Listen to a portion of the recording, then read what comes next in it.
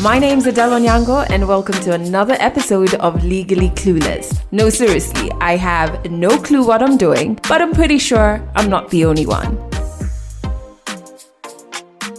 Hey you, welcome to episode 99 of Legally Clueless. We are one episode away from 100 and I'm so excited. I'll tell you what to expect with that special episode in a bit. But if this is your first time listening to the podcast, make sure you join our Insta fam. You can find us at Legally Clueless Podcast. And then if you want to chit chat about the podcast on Twitter, use the hashtag Legally Clueless. I always leave out Facebook though. And I get so much love there. I really do appreciate the people showing the podcast love on the Facebook page, which is Legally Clueless Podcast? Legally Clueless. Legally Clueless. I'll show you Facebook. I love you guys. Ignore my scatterbrainedness. I had such a long day yesterday, but I will tell you all about it in a bit. I'm really excited about this episode because the story featured is by a friend of mine who's South African. His name is Lebo, and I met him in Accra in Ghana. And we had such a good time. I think we met each other on the first day of my trip, and we had such amazing milestones together. Well, I wouldn't call them milestones. What did I say? Experiences together. We experienced going to historical sites in Accra together. We experienced partying right before his flight. Oh my God. By the beach where we met another South African just randomly. It was good times.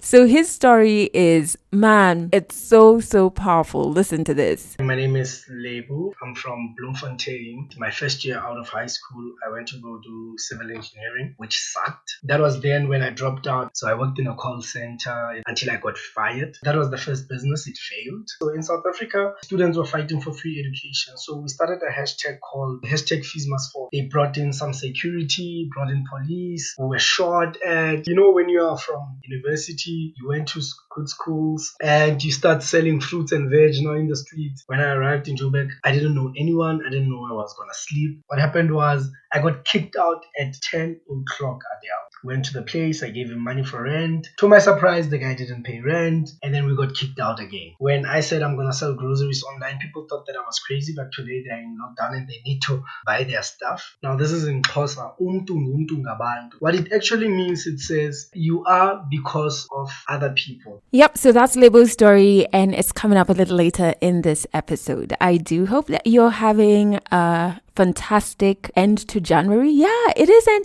in fact, look at me forgetting something so important. End of this week on the 5th of February. That's my birthday. I'm so happy. I'm in a place of gratitude, in a place of really appreciating the people in my life. As much as we can't go out much and travel very easily, I think I'm in a space where the COVID imposed celebrations are what I would have done even if we weren't in the middle of a pandemic. So I'm going to have my family over for dinner on Friday. Actually, on Thursday, I'm going for dinner with my partner and his parents. And then Friday, I'm going to have my sisters and their partner and my niece over for dinner, which is so exciting. And then Saturday into Sunday, the weekend, I'm having a slumber party. Slumber party with my two girlfriends, Val, who's been on the podcast before, and Seba. Seba actually has shared the story on the podcast before, so it's just going to be fun times with the girls. Val is away that weekend, which is great, because even if he wasn't traveling, I'd have told him, please, get out of here. Oh my God. So yeah, Friday, 5th February is my birthday and I'm super excited to turn 32. Another thing that I'm excited about, which is about a week away, on the 8th of February, the 100th Legally Clueless episode goes out. I'm so proud. I'm so proud. I'm so proud of myself and I'm so happy. I'm so thankful to you. 100 episodes. Is that what? We've done this for 100 weeks. So disclaimer, those who think that this is the last, the 100th episode is going to be the last episode of the podcast, it is not. Please, no. It's not that. That's fake news. I don't know from where. Why I was saying I had such a long day yesterday is yesterday we were filming the special edition of the 100th episode, and that's going to be premiering on 8th of February. All right. So you will have your normal 100th episode. I see normal. Ain't nothing normal about 100. No, you have your normal audio episode. And this is going to be the first time we have a video episode. And it is so wonderful. So it's going to premiere on the 8th of February on my YouTube page, on my Facebook page, and on my Instagram TV. I'm going to put links to all of those pages in the description of this episode so that you can go follow, like, subscribe. So come the 8th of February, you don't miss out on the magic we created yesterday. I am so proud of what we did. It came out looking exactly the way I wanted it in my head. I worked with such an amazing team. My good friend Roy, who we've known each other for over 10 years, and he's amazing when it comes to all things video. I haven't seen the final cut, but I'm very confident in his work, and I was co-producing over his shoulder, and it just looks so wonderful. And then there is Sitea and her team who just built the sets that I wanted. Like, she completely got the vision that Roy came up with. And I approved. It looks so good. It just looks so good. I cannot wait for you to see it. And you know why I'm also so proud, especially about this 100th episode being a special edition, is this is mine. This podcast is mine. It's my business. It's my baby. I have autonomy over the creative direction, over who I want to work with. And I've never had that. I've been an employee for, 10 years. So, like trying to push for approvals. And then I was an employee in organizations that didn't value the ideas their employees were bringing to the table. They didn't say, hey, actually, that's a really good idea. Let's work on implementing it. No, never worked in any organization like that. Where I worked, you would pitch your idea and it would either get shelved, never to see the light of day, or it would get stripped so badly, like because people are trying to cut costs or cut corners when it comes to work, that by the time it's executed, it looks nothing like the idea you had. So it feels so good to have my idea like come to life exactly the way I wanted it to look. And I'm also proud because the podcast paid for it. You know what I mean? Like, Legally Clueless actually reinvested in itself and in this milestone that is the 100th episode. And it didn't have to come from my pocket per se. I'm just like, wow, look at you growing up. Paying your own bills. Adulting. Oh, my word. Yeah, so links to my YouTube, my Facebook, my Instagram are in the description of this episode. Do the necessary so that 8th of February, you join in on the 100th episode celebrations and you get to see the amazing stuff that we've created. All right, let's jump into the song of the week. I love this song so much because first, I love Laura Mvula. I got to see her live in concert in 2017 in Joburg during Afropunk. And this woman is amazing. She's so amazing. She's so cool. So the name of the song is Sing to the Moon. And I really love it because I'm in a space where I'm really just acknowledging nature, acknowledging the things around us that are so magical and that just happen almost automatically. Like 2 days ago, is it 2 days ago? Well, this past week on Wednesday and on Thursday, I had to go into CBD, which is normally just stressful. Whenever I'm needed to go into town, I'm just like, oh my God, Nairobi town is hectic. But this time around, because I'm trying to be a bit more present, I noticed like we had 2 days of a perfect blue sky, like not one speck. It was like magnificently blue. Even today it's magnificently blue, but it's not like just a sea of blue like it was on Wednesday and Thursday. And I feel like that was such a blessing. It was so beautiful. And it also reminded me of back when I was hosting a breakfast show and we used to have to, Fal used to drop me to work. And it would be like 5 a.m. on our way to work, sunrise is happening. Before I resigned, I never even used to notice the sunrise. After I resigned and my heart was at peace and I was just like going through the motions, serving my notice, there was one morning I noticed that the sky was pink, like the prettiest shade of pink I've ever seen. It was so magical. And I was telling Fal, oh my God, like what the hell is that? And he was like, but it's like this almost every day. So sometimes we don't acknowledge the magic that's happening around us. And I find nature to be the most magical thing ever. And we need to like celebrate it more, love it more, take care of it, acknowledge it. The song might not even be anything to do with 100% nature. I think it's more motivational and it's more uplifting. But the chorus, when she's saying, you know, she mentions the moon and things like that. For me, that's where I met it, where I'm like, yeah, just acknowledge that there's so much magic around us. And then the instruments in this song, so beautiful. I'll put a link to it in the description of this episode. Please check it out. On to 100 African stories. As I told you earlier, the story is by Libo, who is from South Africa. And it's a story about resilience, entrepreneurship, and following your gut, your calling, and your passion. 100 African stories on Legally Clueless. Stories from Africa. Hi, my name is Lebu from Johannesburg. Well, no, I'm not from Johannesburg. I'm from Bloemfontein in South Africa. Bloemfontein is one of the capital cities of South Africa. I basically grew up in Bloemfontein and moved to Johannesburg 4 years ago in 2017 to pursue a dream, right? And just to give you a little bit of background of who Lebu is, Lebu, as I said, I'm from Bloemfontein. It's a small town, but a capital city of South Africa.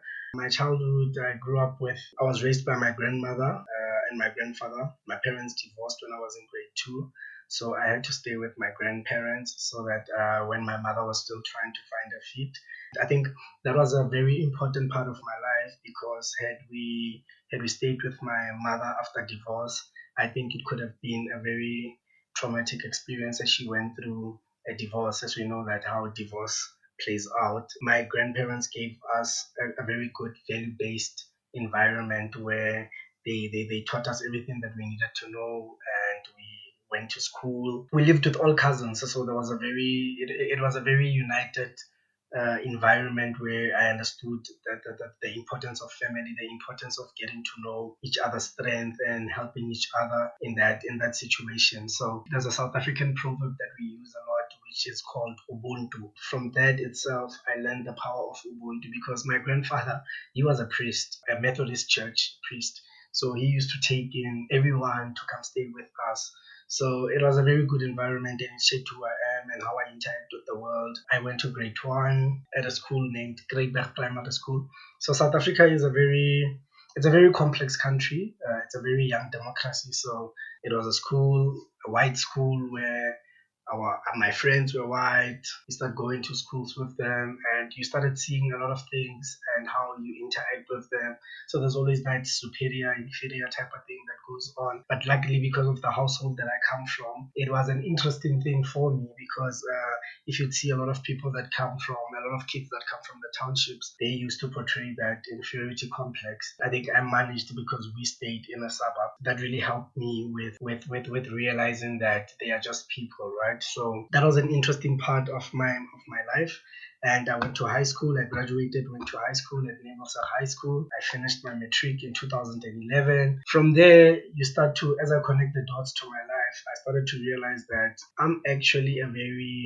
I have a very rebellious nature, a rebellious character, but there's always a thing, there's a rebel with a cause, or you're just a rebel who's just very disruptive and not adding anything to society. That was contributed a lot by the environment that I grew up in, right? We were the only blacks in a white suburb at the time. I think we arrived in 1996. South Africa just got its democracy in 1994. In 1996, here we are in a white suburb. We are the only black people in the suburb, and making friends with white people was quite a very difficult one. But eventually we made friends because kids don't see color. It's just a thing that's taught. Yeah, but I think what was interesting for me was that I learned a lot of resilience, and I learned a lot of finding ways to develop self and finding ways to speak to my confidence. And that was an important thing. And as my grandparents taught us, my grandmother was a teacher, and as I said, my grandfather was a pastor. So the one important thing that they taught us was education is important, and the environment that they created for us was an environment that forced us to learn. And if you don't learn, it's going to be difficult for you to do anything in this life. And if you can't use your mind, you'll be handicapped, right? You won't be able to think for yourself. You won't be able to do things for yourself because you'll always be dependent on someone. You'll always be dependent on a system or dependent on getting this and this. I realized that even in varsity, how I started awakening my entrepreneurship abilities, it was because of in primary we started selling sweets. It's like every entrepreneur seems to have that story of selling sweets. But yeah, that is true. I sold sweets as well, and from there I went to high school. I started selling Tupperware. So there's this lunch boxes or homeware, right, that you sell, and I used to sell it to my teachers. And at the time, it wasn't popular for you to be selling stuff. I mean, like kids are having fun, they doing whatever that kids want to do at that age. And here I am, I'm selling stuff. It really built up that thing of the leadership in me. The mere fact that I was also good in my grades, it also helped me because I didn't care what people thought of me or what people think. And being under the pressures of being a teenager that comes with, you are expected to be smoking, learning how to smoke at the time, you're expected to do all those type of stuff. But I found other avenues to live my life, and I found selling was an interesting hobby for me, and it really became a part of me till I finished high school. My first year out of high school, I went to go do civil engineering, which sucked. I didn't like it at all. I left engineering school. I stayed at home and I opened a soccer team. How I got into civil engineering was that, when you're in high school, the subjects that you choose always dictate what career you're going to choose. So, I mean, like in varsity, you'd look at careers in science, you'd look at careers in commerce. But because I didn't do any commerce subjects in high school, I did science, I did physical science, I did mathematics, and I did life science. And I thought, oh, okay, because I have science subjects, I think my path is going to directly go to the science world, which is engineering. But here's an interesting part. I didn't want to be an engineer. I didn't want to go to engineering. What I wanted to do was I wanted to go into medicine, but my marks were not that good, and I had to stop and I had to look for other avenues. And engineering was the only thing that I could think of, and that's how I ended up in engineering. I really felt it. You know how you feel that this is not it. This is not for you. It was at that point when I was like, okay, I'm gonna stop and just rethink my life and refigure what am I gonna do. That was then when I dropped out. I told my mother that I'm dropping out because I was starting to become a very corrupt guy, not attending classes. My mother dropped out of social work, social science, because she wanted to be a social worker, and she left teaching and she went into social work, and she dropped out, right, because she met my father and she fell pregnant, and then she decided that she's lazy to go back to school, and that's how we were raised. So I think my mother always had a thing with her that allow your children to do whatever they want and allow them to make decisions for themselves, right? Of course, the mere fact that there's monies that have been spent, it was a difficult thing for her to accept. I had to provide alternatives of what am I going to do next, which was a very difficult thing because at the time I was really confused and I was straight out of high school. My friends are doing what they love. People that I went to high school are doing what they love. And there are some who are not even in varsity. I left varsity, I stayed at home. I opened a soccer team, like I said. And with the soccer team, I think one of the things that I learned was coming back from the thought of me living in an environment where I had a lot of cousins. We stayed together, being able to be there for other people, right? So in South Africa, we have, especially in townships, right? Townships are urban settlements, if I can call it. I don't know what you call them in Kenya, but so in townships, it's where there's only black people that stay there. Infrastructures are not that great. There's not a lot of resources, and I saw a need because a lot of kids were getting into drugs. A lot of kids were getting into wrong stuff, gangsterism, and all those stuff. That was very attractive in townships at the time, and I was like, okay, cool. Let me open a soccer team so that I can save the youth. Yeah, it was an interesting thing. I had boys from 10 years until 18 years that were trained by me, and I was only 19 years, and I'm a coach. Right. So because I knew soccer and I've always been playing soccer all my life, but a football career was not sustainable, as our parents would tell us that focus on your education instead. And I formed a relationship with their parents. I formed a relationship with them as well. Even some of them today, they still call me coach. And I started looking for a job because I was like, I need to be sustainable, right? Because staying at home the whole day and just waiting for 4 o'clock for the kids to come back from school and me going back to the field and go train them was just a waste of brains. I went to go look for a job. So I worked in it was the worst job, my worst job ever. So I worked in a call center. It was an insurance call center. So I worked 8 to 8 until I got fired. And I got fired because they gave us wrong leads, cold leads, and they expected us to turn them into warm leads. And it was very difficult because for the product that we were selling, you are selling to people that don't understand or even can't speak English. So it was very difficult for me. And then I rebelled against that system. And I think my political career started happening now. I started reading a lot of politics. I started going into understanding how the world works, especially from a workplace environment. That's where you start to understand, oh, this is how the world works actually. And I started looking at other avenues, and then I was like, I actually don't think that I want to work for anyone. I started a company called the Black Pencil Group. Before going back to varsity, I started a company called the Black Pencil Group because at the time in South Africa, the government was speaking a lot about entrepreneurship, that young people should go into entrepreneurship and stuff like that. And my thinking was that if we are told that on a political level, on a slogan level, that go into business and do this and do this, but there's not enough resources or there's not enough sufficient information for people to understand what does it mean to go into business, right? I just knew selling. I didn't know the principles of business. I didn't know how to go about it. But from me being inquisitive and trying to understand what business is, I made relationship with people from Joburg. And that time there was a lot of seminars going on. And I was like, I'm going to offer workshops, create like a platform where young people can come and learn, hear all about business, and if they go into certain industries, what do they need and how would they go about that. So that was the first business. It failed, as it happens with many businesses. I failed because I was always scared, especially looking at going into formal business and really practicing business without me just being a seller of stuff, right? And I think one of the most things that opened my eyes was partnership, right? I learned a lot from that business, that if you're not aligned with people that you say that you're going to work with, the vision gets blurred. You somehow lose a sense of purpose and a sense of why you are doing it in the first place, because the one person would want to put this idea and you want to put this idea, and it loses direction. Because now it's like marriage, right? You know, in your marriage that this other party brings this, you bring this to the table, and we have a united vision, and we can take it forward. So that was the problem with me. We were not aligned. What was interesting for me when it failed, I was speaking to people that were really interested in my vision, that were really interested in what I'm about, and they were interested in me as a person. When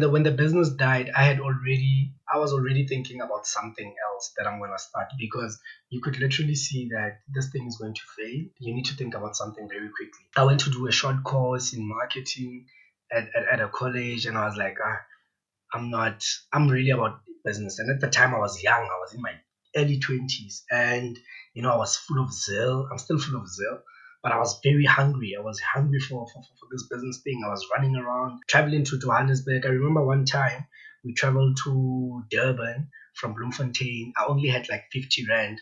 I don't know how much will it be in your currency, but 50 Rand is literally nothing. It just buys you like a Coke and a pie. I had 50 Rand and a bus ticket to Durban.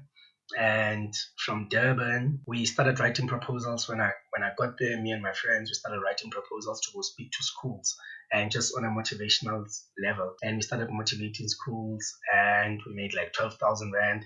And from there, I traveled to Johannesburg to attend some seminar. I was crazy, man. Like I was doing things that you could never imagine. And from there, I went back to Bloemfontein again. I started thinking now about my future seriously.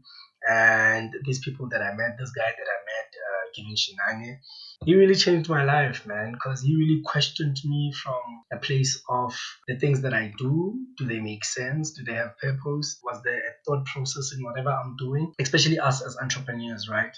We do things from a gut.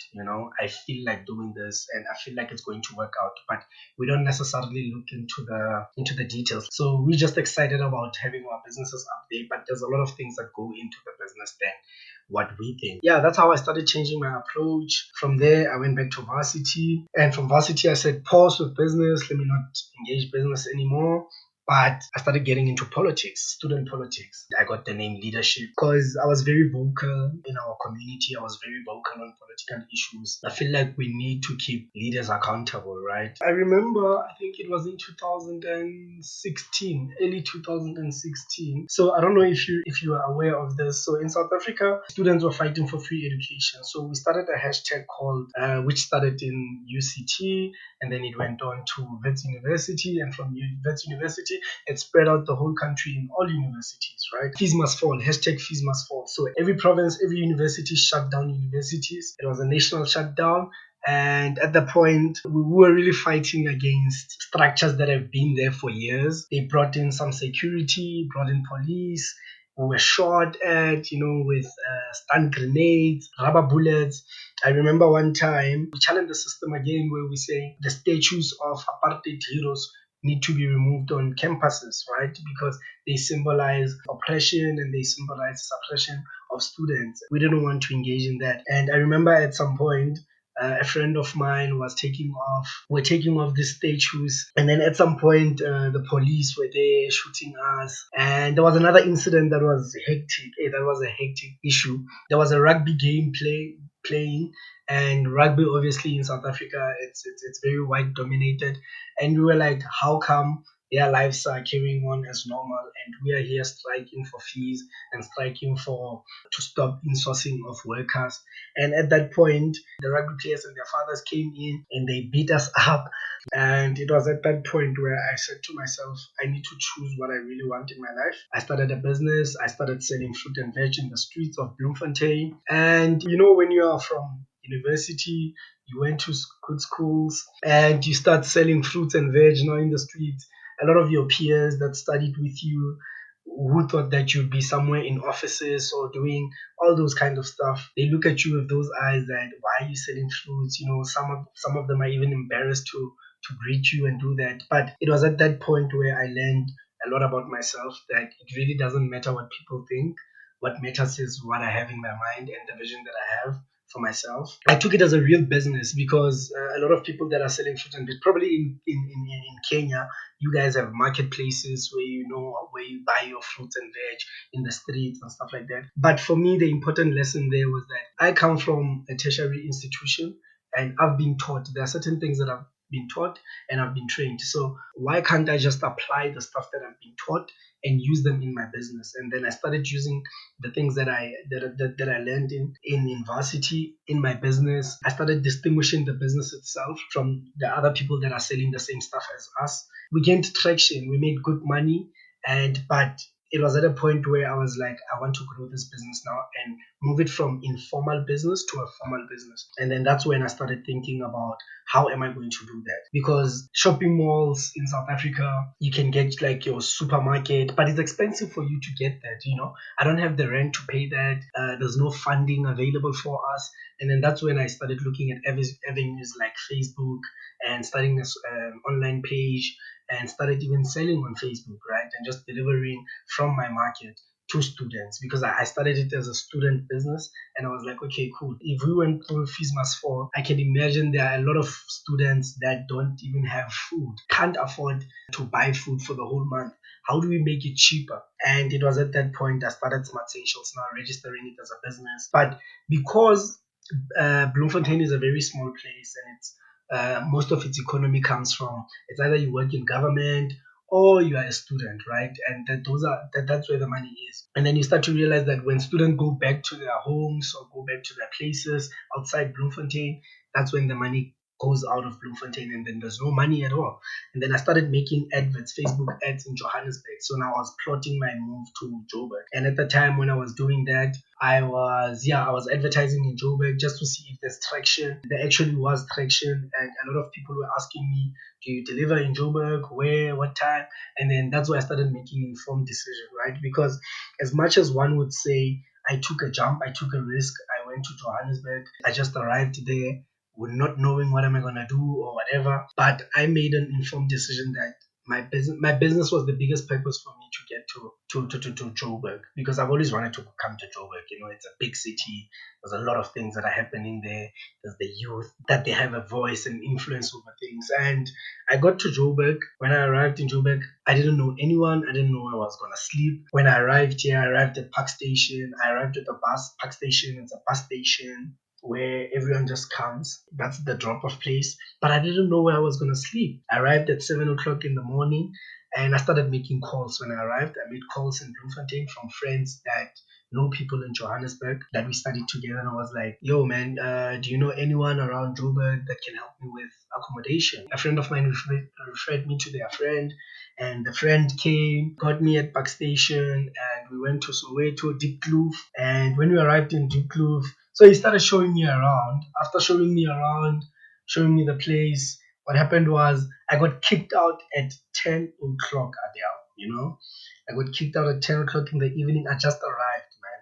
And I'm like, dude, I don't look like a rough guy. I don't look like a guy who's a gangster. I have a cute face. Why would you kick me out? And that's why I saw the reality of life. No one really cares. The guy, luckily, had another place in Katlehong, and then we traveled to Katlehong at 11 o'clock, and we walked the distance from where we got off the taxi to where we were going. It was quite a distance, and it was at that point where I was like, what am I really doing? What is this thing that keeps on getting me to such situations in my life? Because there's a pattern in my life, and I can literally see it, right? From me dropping out of civil and starting a soccer team, going to work and just leaving work. Like, there's just that thing that always drives me. And I got to Katlehong, and then from there, went to the place. I gave him money for rent. To my surprise, the guy didn't pay rent, and then we got kicked out again. I don't know, in South Africa, we call it Madais. So the guy gambled with my money, and then he didn't pay rent, and I was left stranded again. We had to sleep somewhere else in some dodgy places. And it was at that point again where I had to make calls. I made calls to some of the people that I know that work in Joburg. One guy gave me a place to sleep, and I got an internship at Digify Africa. So my business was incubated in a program there. I won the program. I got a years of incubation space, office space. And I still don't have a job. I still don't have money. But I'm still here, right? I'm still going, regardless of what's happening. I'm still going. I started selling. I started getting clients here and there, make some money. Started getting my own place, a room in the city of Joburg. I got to breathe, man. I got to breathe. There's one thing, you trying to get your life together, and here you're still struggling with basics, right? Struggling to get a place to stay, struggling where you're going to put your head, and knowing the streets of Joburg that it can get very rough. It really put me at a position where I was like, you know what? This is it. This is why I'm here. I fought. If I managed to escape all those things that happened in my life, getting kicked out twice in the city of Joburg without knowing anyone, and I'm still breathing today. It gave me that confidence to say that they would don't stop. And this is how far this idea that I had, from selling fruit and veg in the streets to now it being a business that has people buying in the city of Joburg. For me, that was a big thing. And I slept on a mattress for a whole year. I didn't have a bed, but I had a mattress to sleep on. But my mother was also helping me financially so I can pay rent, because I was not making that much money at the time, because I was really testing out the model, whether it works or not, and trying to figure out how can I grow this thing. And business is tough. It's tough because it's worth it as well. I don't think anyone can do it. It really needs guts. You need to let go of what you think you are and start tapping into who you really are. The first thing for me that validated that what I'm doing really makes sense was when I got a client, my first client, having to deliver the stuff to them personally and seeing them happy. That really meant a lot, and it really put things into perspective that this is the way to go. And at the time, it was in 2017. We were not in lockdown, we were not in a pandemic, so people were very skeptical of buying things online. So it was very difficult, right? But getting just that one client, and the client became a repeat client, and they're still with me today. It validated everything, because there's a lot of voices. There's a voice that says, why are you doing this when you should have just carried on with your studies and go work for an investment bank or go work at the bank or some financial space. But yeah, it really put things into perspective, getting that one client and also getting our first funding. And yeah, that was cool. That was really cool. I started feeling like a rock star and started feeling like I'm in the movies, and I'm like, I'm really doing it. So Smart Essentials, I've been doing it for the past 4 years. Last year during the when the pandemic hit us and there was a lockdown, obviously my clients are business to business, which are office spaces, and it meant that they had to close down because they were working from home. So it meant that I had to decrease on a lot of stuff and let go of a few people that were working with us. At that point,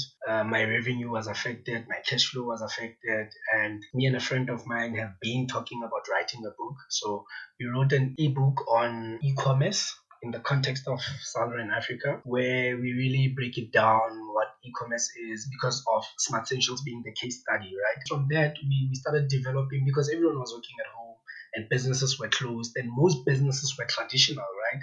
And they were not necessarily selling online. And that's where we saw an opportunity to say that we need to give trainings. We need to teach them how to sell online, how to open their online stores. If they have businesses, then it's great. They're just automating their processes. That's what happened. We started the business, it's Rethink Africa. And then we started the business from that. We started training people from last year, June. And yeah, people started coming to our workshops, and we started doing business with the likes of the Kalakama Shell Foundation. We started doing work with IBM. We started doing work with Tsimuluhong. So we started doing work with Sasol. That was also a validation of what we're doing is really a need. From that time till today, we are still going with the business. This past weekend, we had a workshop. So we have workshops every week, every weekend, while my grocery business is also functional as well. So yeah, I find myself in a very interesting time now. Looking back at my life, when I said I'm gonna sell groceries online, people thought that I was crazy, but today they're in lockdown and they need to buy their stuff and someone needs to deliver it, and here I am. Because I mean, like, if you look at what's happening in Africa now, there's the African Continental Free Trade Agreement. I don't know if you are aware of it. My thinking is that for us to make that work, we need to understand how we are going to work together first, because this is not the first time that we've been presented with some idea that's going to help us as Africans work together, right? We've been calling for a united Africa. We have the African Union that's there, but we've never seen enough work being done, right? So we as the youth, I feel like, and I believe that if we can really understand the ecosystems that we find ourselves, the industries that we find ourselves, and how we can lock them down and create a process that if I'm in Kenya, I know that I have Adele, I have this person, we can work together and create that collaboration. I think we can really go far. And imagine what we can do here in Africa, man. I feel like we have the brightest minds, man. You saw when we were in Ghana.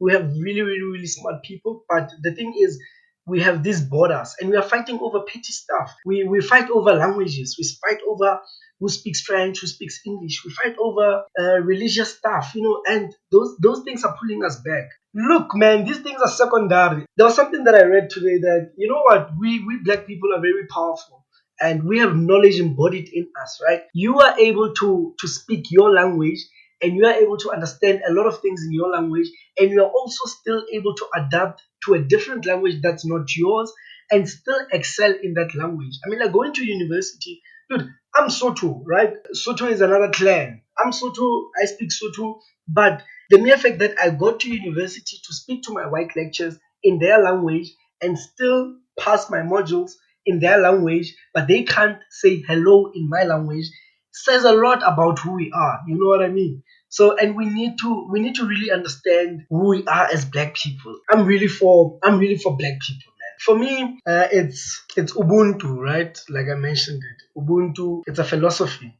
It's a philosophy, it's a South African philosophy. It says, Umtu nguntu ngabantu. Now, this is in Xhosa. Umtu nguntu ngabantu. What it actually means, it says, you are because of other people. I can't do it alone. I can't do it alone. Adele can't do it alone. But for us to realize that dream, we need each other. Catch more African stories in the next episode of Legally Clueless. Oh my God, I really enjoyed that story. And I love how whenever I'm recording stories, at the beginning, I never know where the story is going to go. And at the end, I've learned so much. I've connected with so much. It's just so powerful. I loved when he talked about selling stuff in school. I did the same. With bookmarks. So he was selling sweets in primary school. I was selling bookmarks. I also love the part where he talked about marriage, like he likened business to marriage. And I do that all the time with people. Sometimes people get it, sometimes they don't. Where I feel like just because you love somebody, that's not reason enough to get married to them. Marriage is a partnership. So approach it the same way you would going into business with somebody you love, perhaps, or not, I don't know, or somebody you care about. So you're looking for other strengths they may have. You're looking at their value system. You're looking at some other characteristics about them. You want to have a deeper awareness of who this person is, what their weaknesses are, what's their mission and their vision, and is it aligned with yours? It really is a partnership. And like, for example, running the home and running the cost to whatever you want your future kind of to look like is really like running an organization. Like your home has costs, there are overheads. There might be employees, like maybe if you have people coming in to help you do certain things. So I always tell people love is not a reason to get married. It's great if it's there, but it's not the only thing that's needed. So when he said that, I was just like, oh my God, I always say this and it makes marriage so not sexy, but I don't think it's meant to be sexy. It's like a partnership. Oh, and then I also loved when he talked about Ubuntu. Oh, because weirdly enough, one of my favorite quotes is from Desmond Tutu, and it's to the effect of my humanity is bound up in yours because we can only be human together. I always found those words so intriguing and I always carry them with me. I didn't know it was stemming from the Ubuntu philosophy. I just loved that he brought that up as well. So do remember, you too can share your story in an episode of the podcast. All you have to do is send a 1-minute story demo to the hotline number, which is +254 768 628 790. You can also send any audio notes reacting to something you've heard on the podcast or something you've connected with, just anything you want to share that has been sparked by one of the episodes. Just record an audio note and send that to the hotline. Hi Adele. So I really like the podcast so far since episode 1 to 98, and 98 has really resonated with me, and I'm just praying for love and light for that person that shared that story. That has been part of it, has been my story too, and I'm just happy that she's able to talk about it. It's always hard having to talk about something because you relive it, but it's also a step forward in your healing. And from that story, many of us who've gone through similar, more or less similar situations, it is a step for us too. She has done this for us, for herself, and for her well-being, and she has no idea what an impact she has made in my life. Thank you so much for sending through that voice note. I absolutely agree with you, and we actually just had like a brief conversation about it with my eldest sister, Anne-Marie. There's so many similarities, and I also just get shocked at how, when it comes to domestic violence, we don't address the effects it has on the household, on the kids. We sweep that under the rug. And I actually saw on Instagram one person, the first person I've ever blocked on the podcast Instagram page, they didn't listen to the entire episode. They only listened to a clip of the story. And then they started saying how people should be grateful to their parents. There was like tons of Bible verses. And I always find it so strange how sometimes people justify trauma and wrong things using religion. It's so ironic. It's so strange to me. but quite a few people identified with Miriam's story. And I too shared that gratitude that she was vulnerable enough to share that story with us. Speaking of stories, plural, that is a clue I am giving you as what to expect in the 100th episode. Look at me being not so subtle. Remember to check out the links to my YouTube, Facebook, Instagram in the description of this episode so that when our special edition 100th episode premieres on Monday the 8th of February, you can watch the visuals that go hand in hand with the episodes. The first time we've ever done visuals. They look so good.